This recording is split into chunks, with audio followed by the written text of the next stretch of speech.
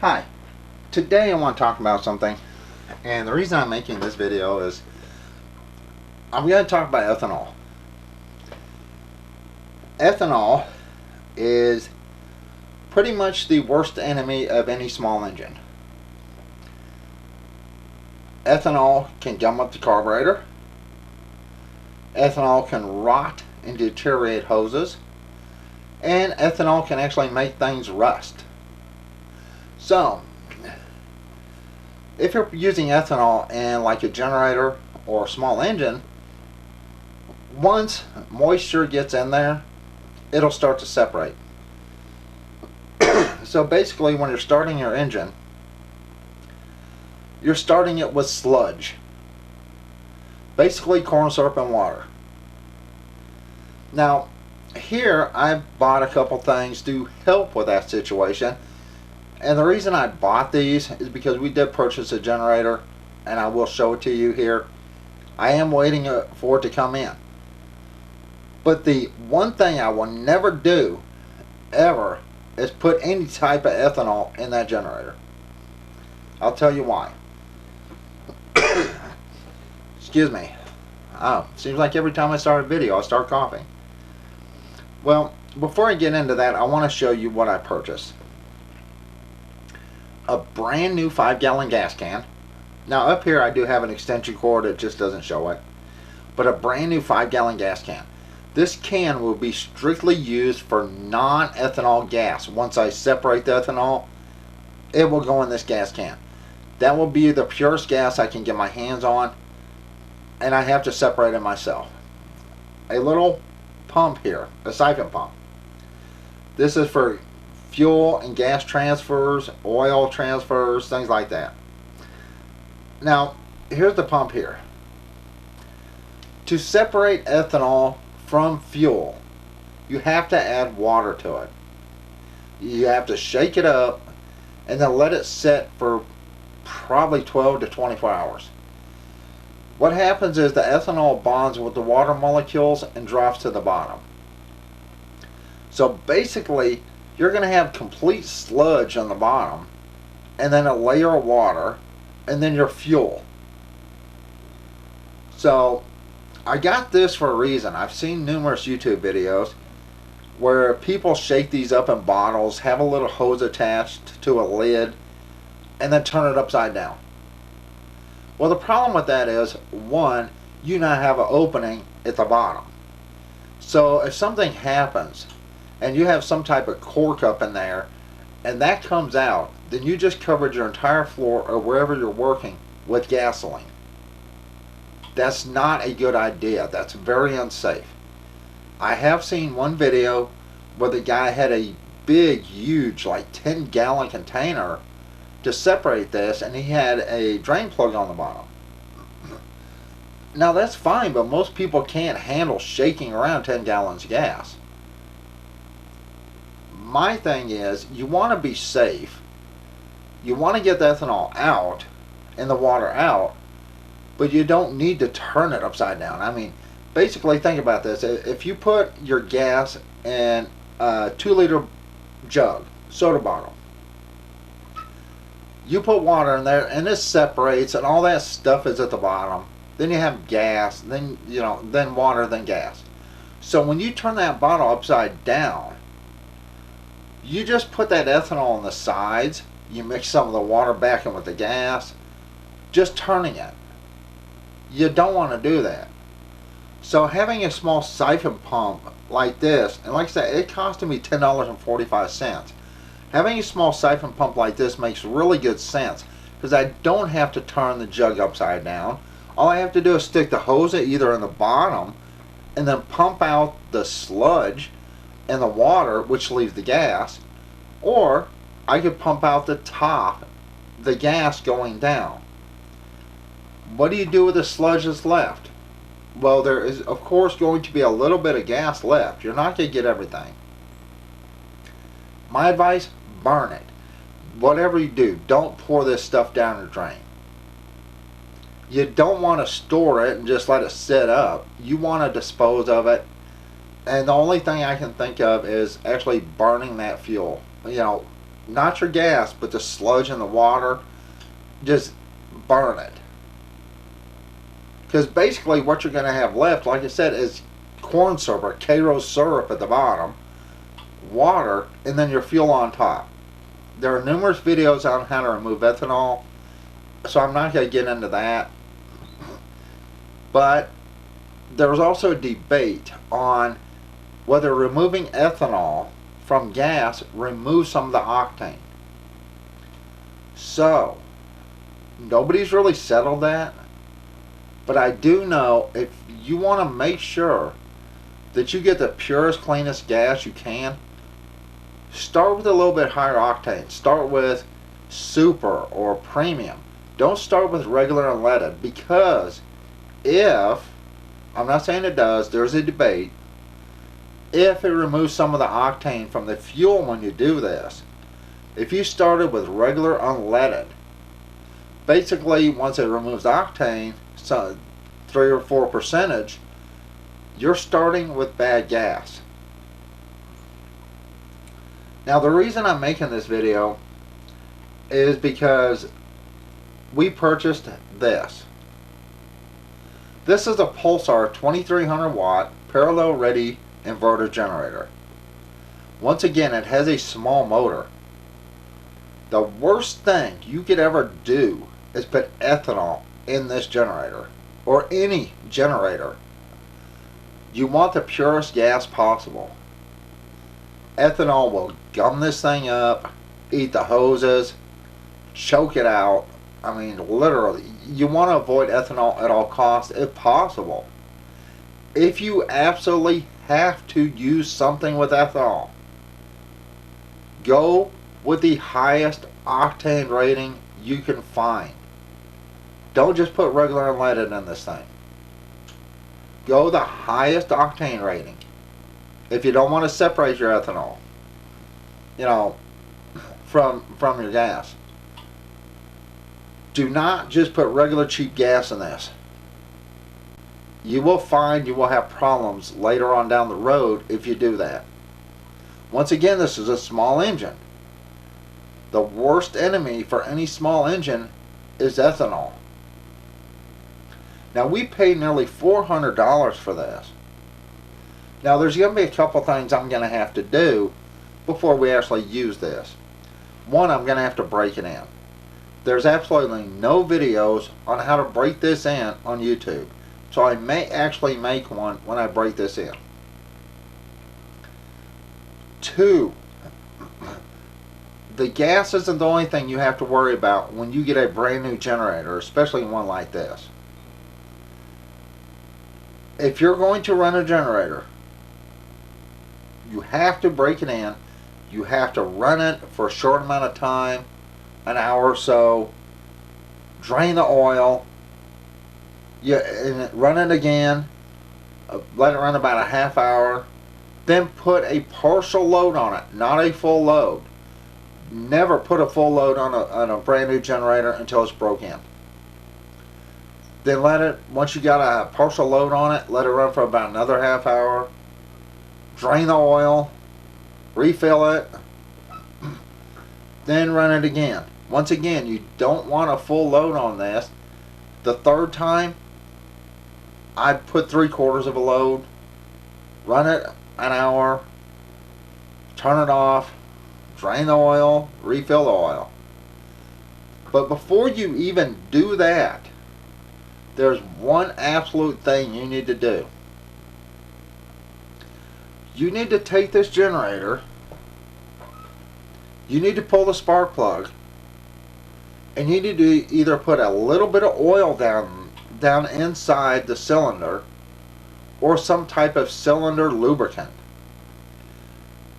When you do that, let that set for a couple minutes and then slowly, very slowly, pull your cord. You want that cylinder wall lubricated. You don't want to run these with a dry cylinder. You want it lubricated. You just spent $400 nearly, or even more, on a generator. You want it to stay working. The worst thing you can do, other than add ethanol to this, is run this with a dry cylinder. Now there are some people that are going to argue with you.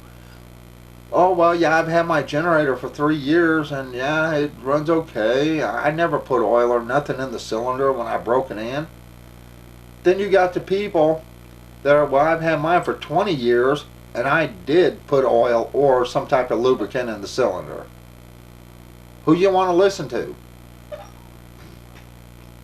Now this is what I bought for putting in the cylinder.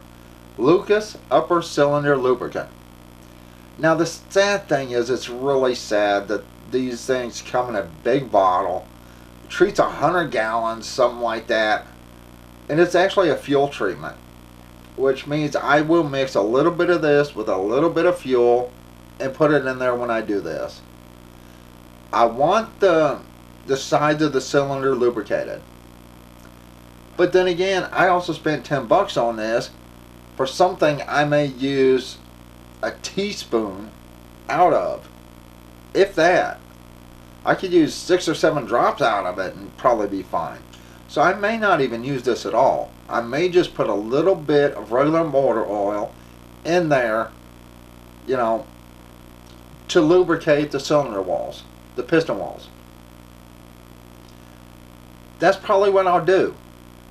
I mean, this stuff costed $10 for one bottle for something I'm going to use, I don't know, 10 drops, and that's being generous. So I don't see me really using this. I see me just using oil. But once again, we'll go back to the generator. I'm making this video about ethanol. When you have a generator, you want to be able to rely on it. Yes, oil changes are important. Keeping it full of oil is important. But if you have lousy gas to start with, or something that's going to gum it up, that's not something you want to do. Like I said, if you absolutely have to run ethanol on this, go with the absolute highest octane rating you can get. Whether it's Supreme or Premium or whatever it is. You know, I normally don't buy anything other than regular unleaded because, you know, I never had anything that needed that high of octane rating. Mine and my girlfriend's vehicles are old. They're 95 and 96. So if I put like super unleaded or premium or whatever in one of our vehicles, it'd probably kill it. The vehicles wouldn't know what to do with it. But when you have something that you have to rely on, you can either go the absolute highest you can go, and then make sure when you put this thing up, every bit of gas is out of there. You drain the bulb, the whole, you know, the gas bulb for your float. You have to drain the lines when you put this up. If you don't, you're going to have issues running ethanol. Like I said, I'm not going to go into a video on how to remove ethanol. There are numerous videos on that. But if you are going to remove ethanol from fuel, make sure you get a higher octane fuel, 1, and 2. The easiest way to do that is with something like this. That way you don't have to make something that'll fit on a soda cap or something like that and then turn that upside down and pray that that holds and doesn't leak and dump gas everywhere. Remember, ethanol is basically corn syrup. When you separate ethanol from gas, you get sludge more or less on the bottom, which is the ethanol. You get water, which is settling kind of on the top. You'll have a little, I don't know, just a little thing of water over it. And then you'll have your fuel. This is the easiest and safest way that I can think of to remove ethanol. Once you mix that up, you let it settle. The water separates the ethanol. and then you either pump out the ethanol and water from the bottom, or you pump out the gas from the top. This is the easiest and safest way. You don't have to turn anything over. You don't have to put any type of, I don't know, plug, stopper, or, you know, valve on something. So you don't have to worry about that leaking. Once you get your ethanol separated, what I would do is I would put it in another jug. I'd pump this out into a different jug. Then I'd let it sit a little while longer and make sure nothing else separates. Or make sure I didn't miss anything. But once again, this is about ethanol. This isn't about generators. It's about ethanol. The absolute worst enemy of any small engine. Any person with a weed eater can tell you. Any person with generators can tell you. Ethanol is the absolute worst. Some people may debate and say my generator's been running, I don't know, 3 years. So what? When you have your generator running and it starts every time for you and it's ran for 25 years, then you come and tell me, oh, ethanol doesn't hurt my engine. You know, I watched videos on YouTube.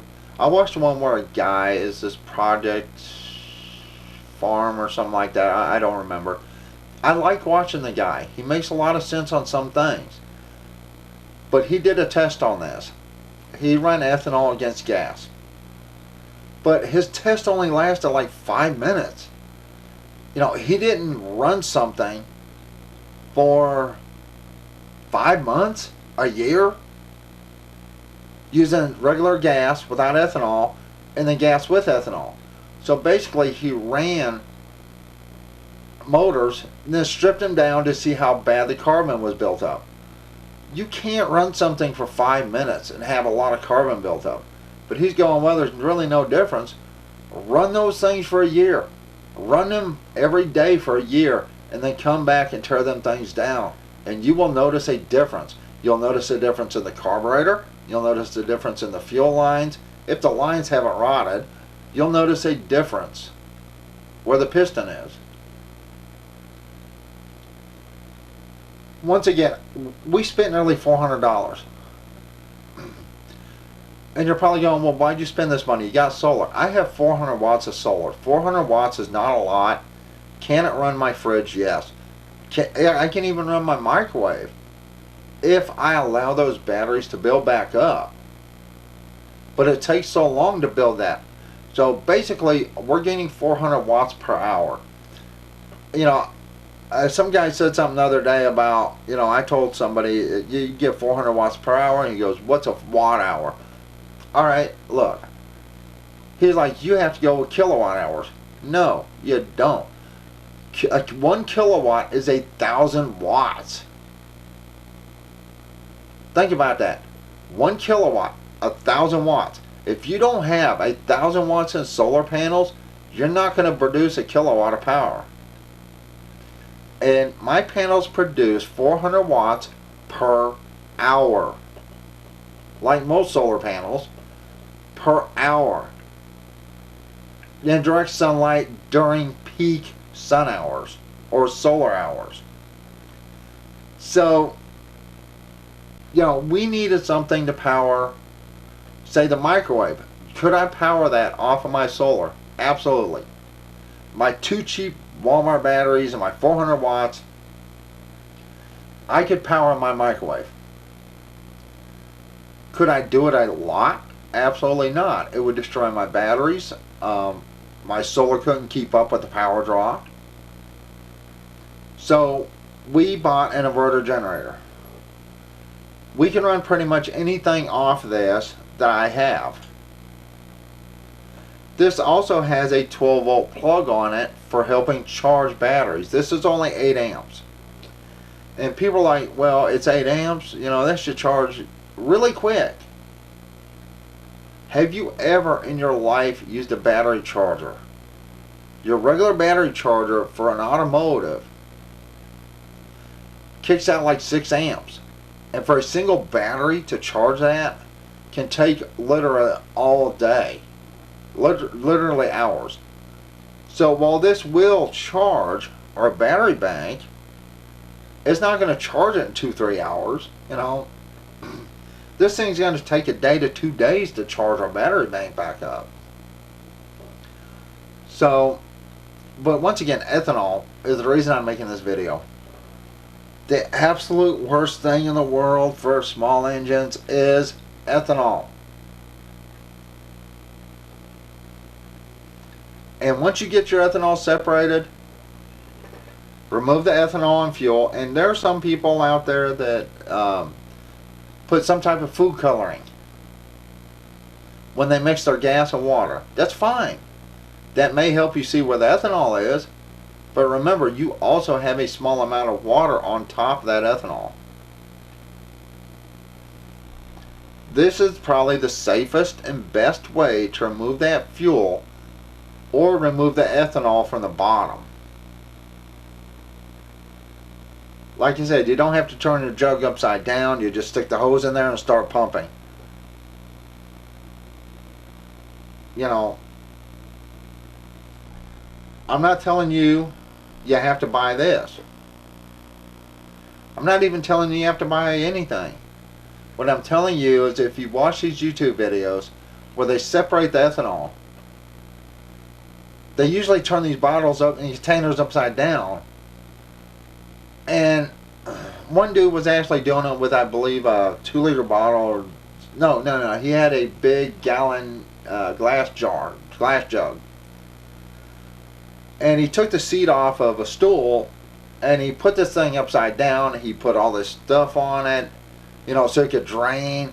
And he put a bottle inside of one of those soda can holders, you know, the foam ones to keep them cool, to hold that bottle up so he could use both hands while draining this.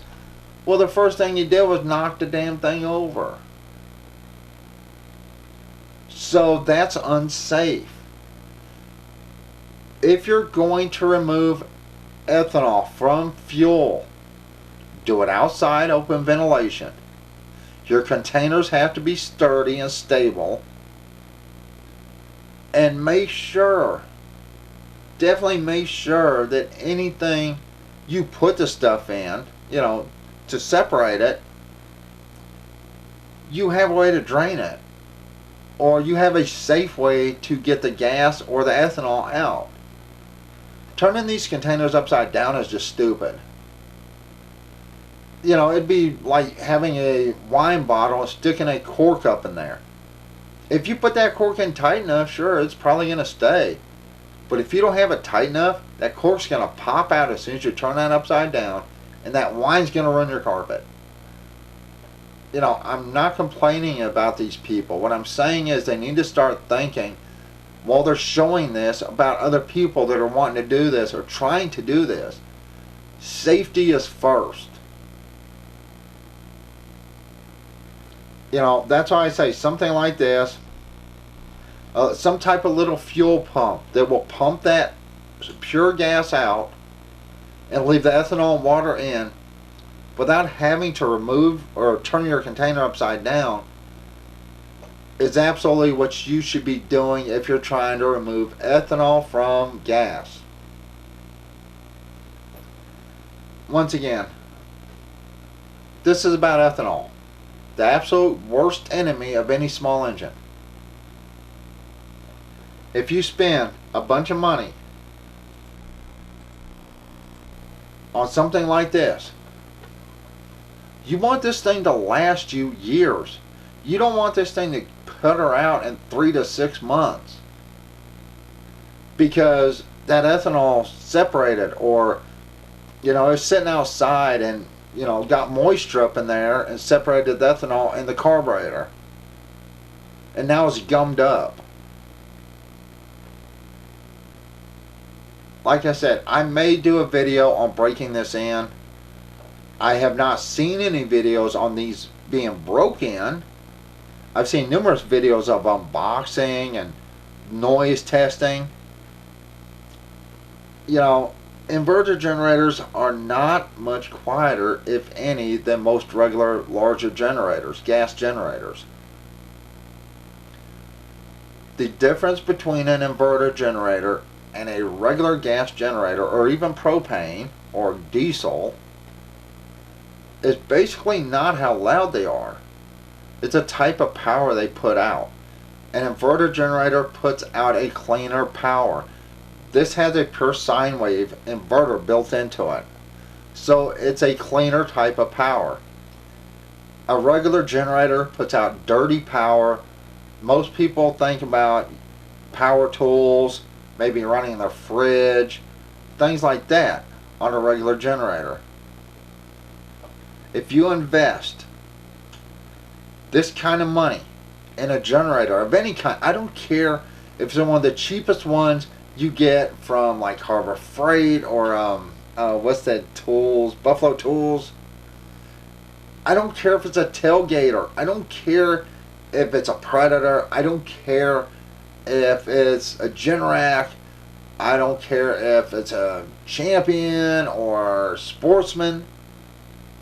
You want that to last. You want to be able to use that when you need it. Once again, if you don't want to separate your fuel, and get that ethanol out, 100% get the absolute highest octane rating fuel you can get. And even then, it may cause some issues. But at least, with that higher octane, it'll burn more stuff out of there. Hopefully it won't let it gunk up as quick. So, like I said, I may do a video on breaking this in. If I do, I'll upload it. Unfortunately, I'll probably have to use my small camcorder for that, because my big camcorder has to be hooked up to all kinds of wires and my laptop. And unfortunately, my small camcorder does shut off, and my hands do shake, and I do shake a lot. So, is this a good deal? $389.99. That's an extremely good deal. Will we buy another one in a parallel kit? I don't see why we need to. See, I know I'm getting a little bit off on this. Like I said, we have 400 watts of solar. We have our solar charging lights. We have small battery banks, for charging stuff. So I can charge off my solar. I can charge off the little solar panels that came with my little bitty new lights. Basically, the generator is for two reasons. One, if we want to use our larger microwave, the 1000 watt, can I run that off of my battery bank? Of course I can. Can I run it much? No. But then again, there goes a lot of the power out of my batteries for running anything else. So this should run our this should run our 1000 watt microwave without an issue. I mean, if you think about it, a generator is only as good as the stuff you're needing to run off of it. If you're wanting to run 2 lights and a laptop, you don't go out and buy a 6,000 to 10,000 watt generator. You size your generator for what you need or know you're going to need in the future. Like I said, we have solar. Our solar is absolutely going to be pretty much worthless during the winter, when there's 4 inches of snow on the panels, or it's snowing. So I can hook this up and actually keep my batteries from freezing and still use a little bit of power for what we need. Now, will we have to cut back on power usage during the winter? Of course. But, think about what you need. Think about what you can get away with doing without. Will this run an air conditioner? I absolutely have no idea. I believe this should have no issues running our higher 8,000 BTU, or no, we have a 10,000 BTU. That's right. I'm sorry. Our higher 10,000 BTU. My small 1100 watt power inverter runs our air conditioner. So this should handle it. Like I said, during summer, we can run our air conditioner off this if we need to. And when the sun's out, we can run pretty much everything else on my solar. So, but once again, the fuel going in this has to be able to not gum it up, not destroy the motor. I mean, this is nearly a $400 investment. Now, I don't know how long this is going to last, the generator. It has really good ratings on it, but that doesn't mean much. I mean, especially off eBay and Amazon.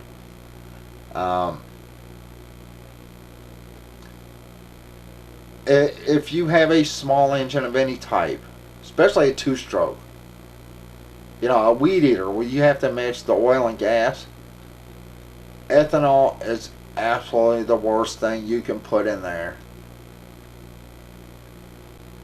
So, and like I said, a generator, ethanol doesn't burn as clean. I don't care what they say. Ethanol is. Who thought it would be a good idea to pour corn syrup and gas? And the sad thing is, the people that came out with this and pushed for this are now pushing against it, going, boy, we screwed up. After we got everything, you know, ethanol put in gas, now we figured out we screwed up, and it screws up engines, and it's not really good for the environment, and this and that. Are you kidding me? You force this on people where they have to watch videos like this to figure out ethanol is bad, or they have to watch a video to figure out how to get rid of ethanol, and now you come back out years later and go, whoops, we screwed up. Ethanol is really not good. Ethanol is not good for engines. Ethanol is not good for the environment. Oh, we made a boo-boo. Now some of the same people that were pushing for ethanol are pushing against ethanol to try to get it out of gas stations. So, think about that. Anyway, I apologize for the length of this video. I hope it's clear. I hope you can hear me, because I am using my larger camcorder. And like I said, if you're going to separate ethanol from fuel, do it smart. Get something like this that will actually suck either the gas out or the ethanol and water out and leave the gas. Don't flip a bottle upside down with a hose on it, because that's a danger. Anyway, that's all I got to say about this. I'm sorry about the length of this video. And hopefully someone will share this with somebody else that's thinking about buying a generator. Remember, if you have to use ethanol fuel, absolutely have to. If you're not comfortable separating it, buy the highest octane rating fuel available to you.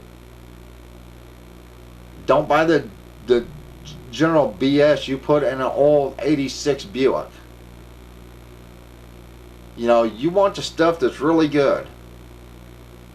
Anyway, that's all. I'm fixing to go, and everyone have a good day.